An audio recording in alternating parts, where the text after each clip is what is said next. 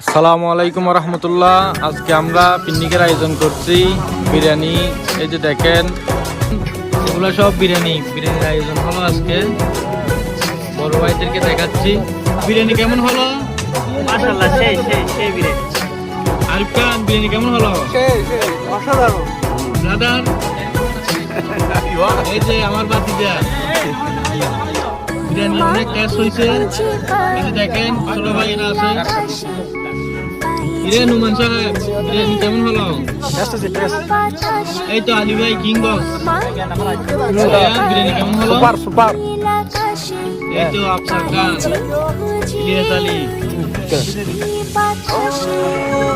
এই যে দেখেন আমাদের ছোট বাবু, দেখেন কতগুলো নিছে। রহিম ভাই কেমন হলো?